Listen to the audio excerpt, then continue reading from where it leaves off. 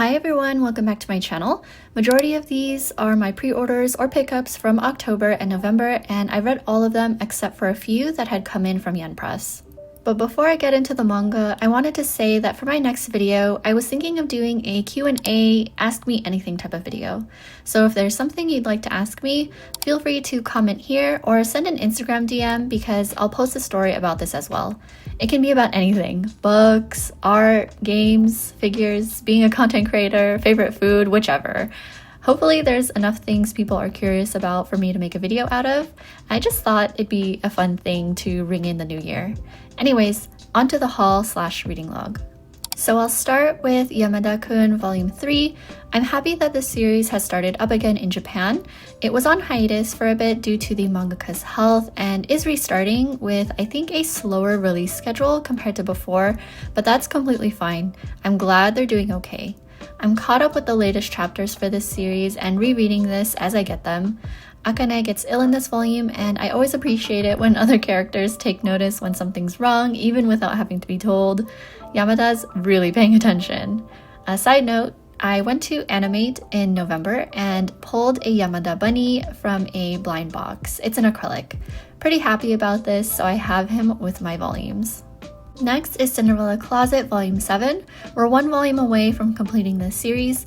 It's so bittersweet for me because I followed this as it released after 7Seas picked it up, and I'm sad it'll be ending soon since I think this is a very good friends to lovers story. But I also think at 8 volumes, the series is not overstaying its welcome by being too long for what it is. Both characters are so thoughtful and accepting of the other. There weren't any frustrating or prolonged misunderstandings, and they healthily communicate. Definitely consider checking this out since it's ending soon.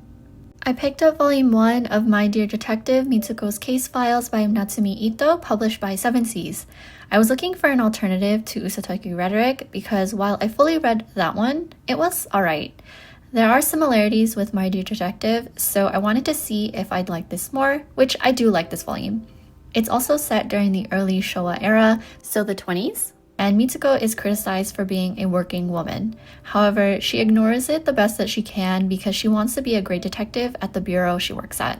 She's joined by a college student, Saku, who becomes her assistant. The cases they're assigned aren't intense or anything, they're quite simple mysteries, at least in this volume. So while I did appreciate Mitsuko's drive and personality, I think I'll continue reading this digitally. Then I got the first Red River 3-in-1 omnibus printed by Shoujobi. I totally fell for the hype surrounding this, and as you can see, I don't have the physical volume anymore because I already resold it. If you're a Red River fanatic, then feel free to skip this part. So first, the quality of the print was lacking. Paper is very thin and practically newsprint, but I get that they maybe needed thinner paper so that the volumes aren't super thick. I'm glad it's getting printed though for everyone who wanted a physical copy of it on their shelves.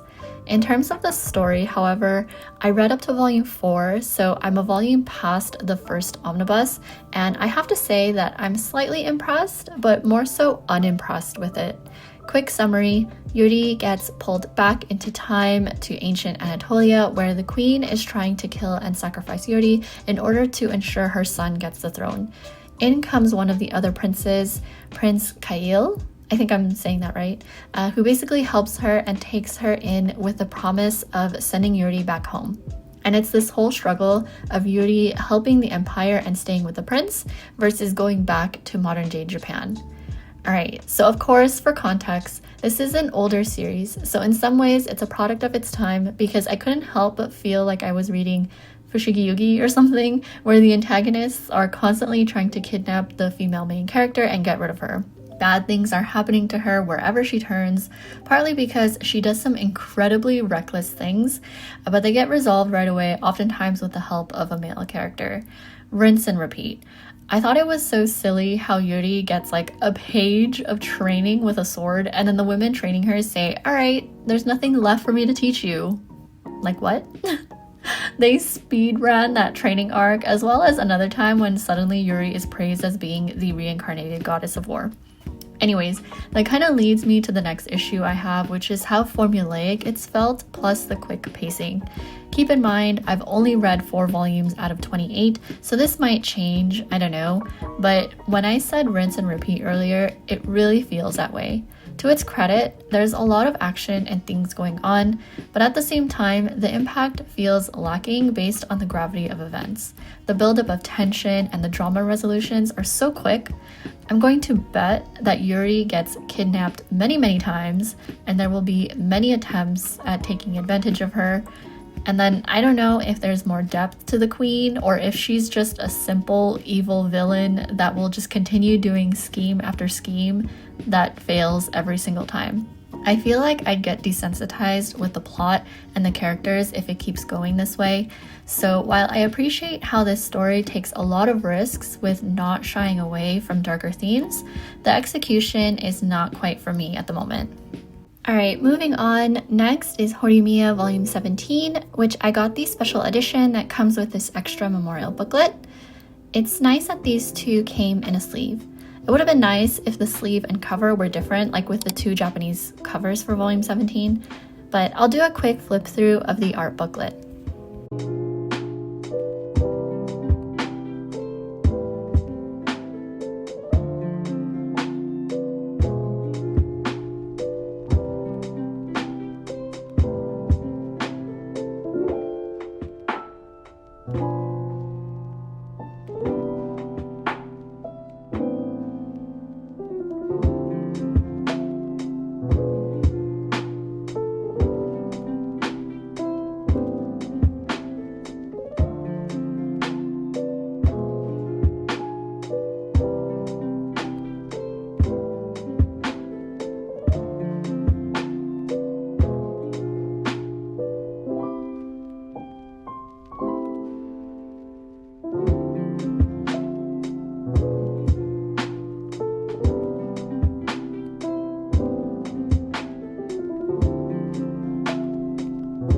This volume was a continuation of the group's school life and the various shenanigans they get up to while in their last year of high school, with a few sweet moments between Hori and Miyamura.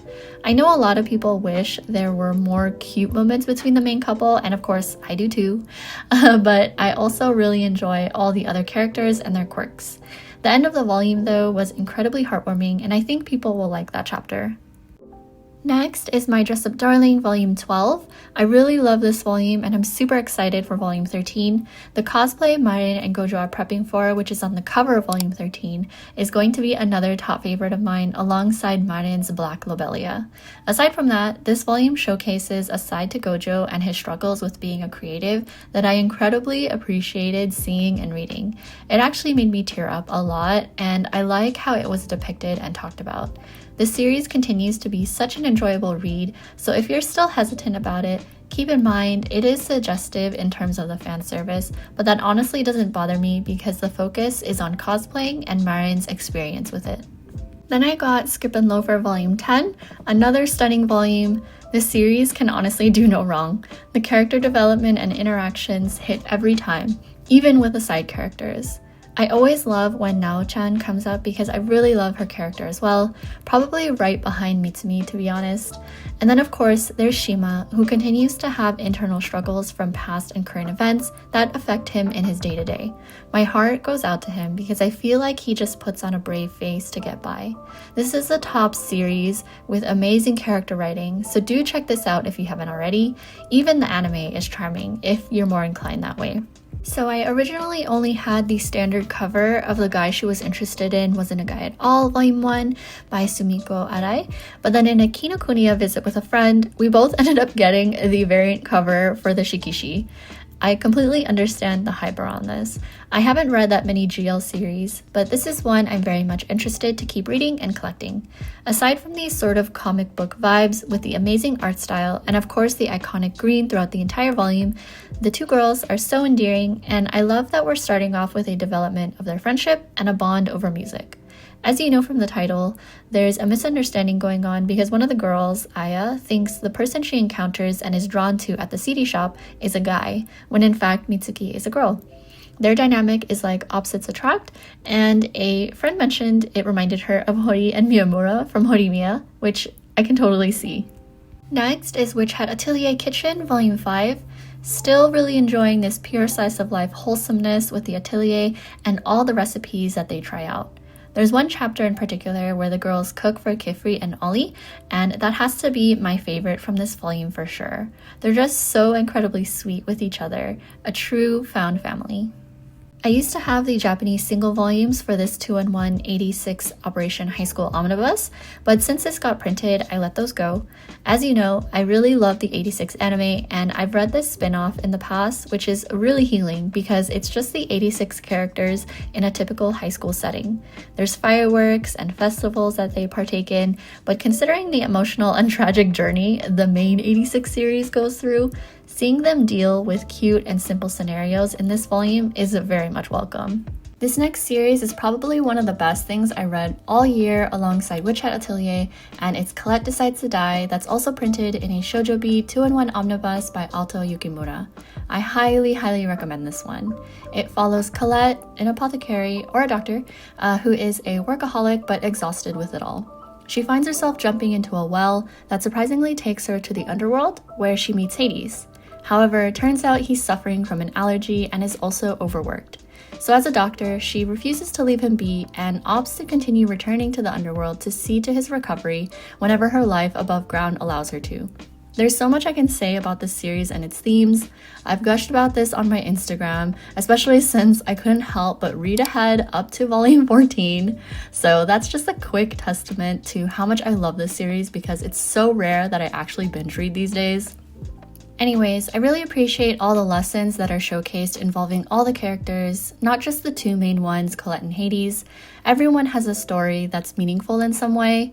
The underworld as a whole is not what you expect it to be, quite the opposite really. Same can be said about heaven as well, which is really interesting. But I enjoy how this is heavily inspired by Greek mythology since the characters in the different realms are literally the gods and exhibit the qualities as described within the Greek mythos. But going back to overarching themes, these are some of the ones that you can expect as the series goes along. It addresses work ethic, perseverance, the importance of rest, accepting help when reaching a limit. There's the found family aspect to it, humility, compassion, heartfelt recognition, offering space and time when it's needed, dedication, self-love and love for others, etc., etc. And then the romance aspect of it is a slow burn, but I was never anxious to get to those parts that focus mainly on Colette and Hades because there's so much to enjoy aside from their super cute interactions, which I really love how their relationship develops, so the build-up has been worth it for me. I'm really glad I decided to check this series out because I really didn't know anything about it until I got this physical copy. And I can easily say that this is a 9 out of 10 for me, just shy of a 10 out of 10, because I simply have not read the entire series, which is completed at 20 volumes. But keep an eye out for a future video because you know that when I find a series like this that I absolutely love, I buy the Japanese extras for it, so I have several things sitting at the proxy warehouse at the moment for Colette. Alright, moving on, I have the first volume of the Korean BL manhwa The New Recruit by Moscoretto and Zek. It's only a 3-volume series. I originally got the books in Korean because I read this early on when I first started reading BL and I really loved it. It's a pretty straightforward workplace mature rated romance where Seunghyun begins working as an intern under Jung Chan's team at an advertisement planning agency. They get close, throw in a misunderstanding and a little conflict involving work, and that's this series, plus all the spice. This volume I picked up when I went to Animate, and it's the one-shot Go For It Nakamura by Sundae. I know there's a sequel volume called Go For It Again Nakamura, and I also recently saw that there's going to be an anime for it in 2025, which I think will be a really fun watch. So I got this because I was seeing a lot of fan art where artists would draw a couple in their chosen fandom in the style of this manga cover. I always thought they were really funny, so I thought I should actually read the source material. It was pretty hilarious to me. Basically, Nakamura, who is this super timid guy, has a crush on his classmate Hirose, and it's all these little silly scenarios of Nakamura attempting to be friendly or get close to him. It's a quick read and kind of like a 4 comas, so if you want a bit of a laugh, consider checking this out. Then a good friend of mine gifted me this volume called Snow Fairy, a BL one-shot by Tomo Serizawa. It doesn't have explicit content and is a very sweet story between Haruki and photographer Akihito. Haruki lives in the countryside of Hokkaido and takes Akihito into his home to shelter him from the snowy conditions because Akihito is trying to photograph these elusive snow fairies. During their time living together, they get to learn about each other's habits and views of the world and eventually get closer. I'm very picky with one-shot BLs, but this one I really did like because it was nice to see their heartwarming romance develop and it didn't feel rushed at all, even the way it ended. It eventually led me to check out some of Tomo Serizawa's other works because I also really love their art style. And final pre-order is this Korean manhwa, A Business Proposal, Volume 7. Slowly moving along and getting this series in English. I believe it's going to be a total of 10 volumes, so we're almost there. It's been so long since I've read this, so whenever it's fully out is when I'll reread the series. But as I mentioned in previous videos, this was something I read early on when I first started reading Korean webcomics, and I enjoy the typical tropes of a contract relationship and office workplace romance. Then Yen Press graciously sent a handful of volumes for me to check out, so thank you as always to the Yen Press team and Ice Press team. First is the Teen Exorcist Volume 1 by Mitsuru Yuki and Shikiji Sorokura. It follows 13-year-old Masahiro, who has a legendary grandfather and serves the Japanese imperial court as an exorcist. An opportunity arises for him to prove himself when the princess is targeted. I haven't heard of this series, and the art looks really nice, so I'll definitely be reading this volume. Next is Agents of the Four Seasons, Dance of Spring, Volume 1 by Kana Akatsuki, Suo, and Naba Komatsuda. This is a light novel adaptation, which I have been reading simply because Kana Akatsuki is the writer for Violet Evergarden, so of course I'll check out the manga now that it's being printed. But it centers around Lady Hinagiku and her protector Sakura, who returned 10 years later after Hinagiku had originally failed in her duties as one of the agents of the seasons, namely the Agent of Spring. Next is a light novel hardcover, In a World of Lies, I Fell into an Unforgettable Love by Misaki Ichijo. This is a short lifespan premise where Makoto Tsukishima learns he only has 12 months left to live, but wants to confess his feelings to Tsubasa Minami, but is conflicted with following his heart or sparing Tsubasa from the truth. This, of course, has a heart-wrenching tone for an emotional read, so I'm curious if this will deliver. Then they sent Mano Volume 1 by Afro, who is the same creator of Laid Back Camp. I'm getting similar slice-of-life vibes of girls going on an adventure. So 3 girls merge their school clubs together and travel around Japan, all while being the main characters for their town's manga artist Haruno's latest work, which centers around photography and film. I do really wish Yen Press printed this in their standard size format, but I expect to enjoy this like I enjoy Laid Back Camp with the wholesome vibes and relaxed sightseeing. And final volume is from Ice Press, and it's the Korean BL manhwa Semantic Error by Engi and Jae Sori. I already read this because I was seeing others gush about it, and you know what? I actually do enjoy this, and I decided to continue reading it on Manta.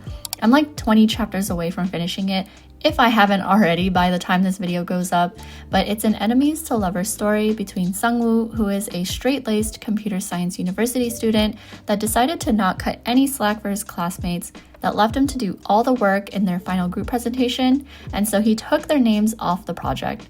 Of course, that causes problems for those students because they ultimately fail, and one in particular is Jae-young, a design major, who basically disrupts Sungwoo's life and lifestyle in every possible way for revenge. But then feelings develop.